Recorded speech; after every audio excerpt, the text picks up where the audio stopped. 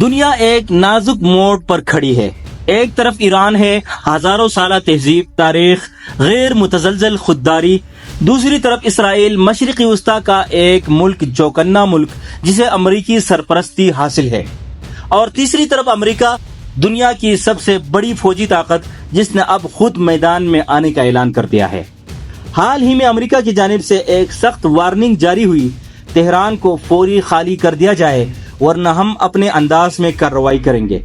یہ محض بیان نہیں بلکہ اس جنگی تیاری کا اعلان تھا جس کا خوف ماہرین برسوں سے دلا رہے تھے۔ دوسری طرف ایران نے اس دھمکی کا سخت جواب دیا ہے۔ سپریم لیڈر آیت اللہ خامنہئی نے کہا، یہ جنگ ہم پر مسلط کی گئی ہے اور ہم ہر قیمت پر اس کا جواب دیں گے۔ یہ الفاظ کسی پریس ریلیز کا حصہ نہیں تھے بلکہ ایک نظریے کی گونج تھی۔ ایران نے اپنا فضائی دفاع مکمل طور پر الٹ کر دیا۔ پاسدارانی انقلاب کو ملک بھر میں متحرک کر دیا گیا۔ تہران، اصفہان سمیت کئی شہروں میں ایمرجنسی نافذ کر دی گئی۔ ادھر اسرائیل نے آپریشن رائزنگ لائن کا اعلان کیا۔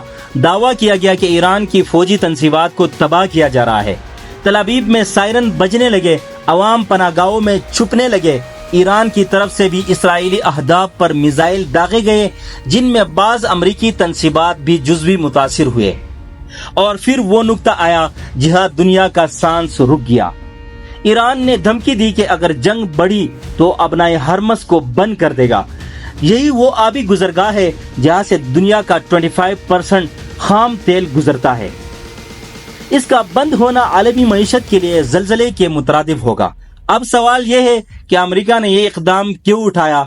امریکی پالیسی ساز موقف رکھتے ہیں کہ ایران کی جوہری صلاحیت ایک براہ راست خطرہ ہے، مگر کچھ ماہرین کے مطابق اصل وجہ صرف نیوکلیئر ہتھیار نہیں بلکہ خطے میں طاقت کا توازن ہے۔ امریکہ نہیں چاہتا کہ ایران شام، لبنان، یمن، عراق اور حتیٰ کہ فلسطین میں اپنی گرفت مضبوط کرے۔ اسرائیل کی سلامتی کے ساتھ ساتھ سعودی مفادات بھی امریکہ کی ترجیح ہے، لیکن ایران پیچھے ہٹنے کو تیار نہیں۔ اس کے نزدیک یہ صرف اسرائیل یا امریکہ سے کشمکش نہیں بلکہ اسلامی خود مختاری کا دفاع ہے۔ دوسری طرف مسلم دنیا کی خاموشی نے کئی سوالات کو جنم دیا ہے۔ کچھ ممالک نے بیان بازی کی لیکن عملی اقدامات کہیں نظر نہیں آئے۔ صرف عوامی سطح پر احتجاجات، جلسے اور سوشل میڈیا پر یکجہتی کا اظہار کیا جا رہا ہے۔ فلسطینی تنظیموں نے ایران کی حمایت کا اعلان کیا جبکہ لبنان میں حزب اللہ مکمل طور پر الرٹ ہے۔ دنیا کی بڑی طاقتیں جیسے روس اور چین اس معاملے میں قریب سے دیکھ رہی ہے۔ روس ایران کا اتحادی ہے لیکن وہ کسی براہ راست محاذ آرائی سے گریز کر رہا ہے۔ چین کا بھی یہی موقف ہے کہ خطے میں امن قائم رہے تاکہ اس کی اقتصادی راہیں کھلی رہے۔ مگر سوال یہ ہے، کیا امن صرف بیانات سے ممکن ہے؟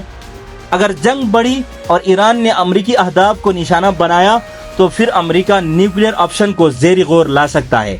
ایسی صورت میں جنگ صرف ایران و اسرائیل تک محدود نہیں رہے گی بلکہ یہ ایک عالمی تصادم میں بدل سکتی ہے۔ کیا یہ تیسری عالمی جنگ کا آغاز ہے؟ ماہرین کے مطابق اگر آبنائے ہرمز بند ہوئی، عالمی معیشت ہچکولے کھائے گی، سٹاک مارکیٹس گر جائیں گی، افراطی زر بڑھے گا اور ایک عالمی مالیاتی بحران جنم لے سکتا ہے۔ اگر یہ جنگ کئی ہفتے جاری رہی تو دنیا میں تیل، خوراک اور ادویات کی قلت شروع ہو جائے گی۔ ایسی صورت میں صرف ایران اور اسرائیل نہیں بلکہ یورپ، ایشیا، افریقہ تک اس کی لپیٹ میں آئیں گے۔ اور اگر خدا نہ کرے نیوکلیئر ہتھیار استعمال ہوئے تو پھر اس دنیا کا مستقبل وہ نہیں ہوگا جو ہم آج جانتے ہیں۔ اب سوال ہے، مسلم دنیا کیا کرے گی؟ کیا خاموش تماشائی بنے رہنا کافی ہے یا پھر ایک متحد اور پرامن مگر باوقار موقف اختیار کرنا وقت کی ضرورت ہے؟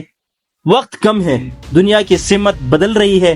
یا تو ہم تاریخ کا حصہ بنیں گے یا صرف ایک سطر، اور وہ صرف خاموش تماشائی رہے۔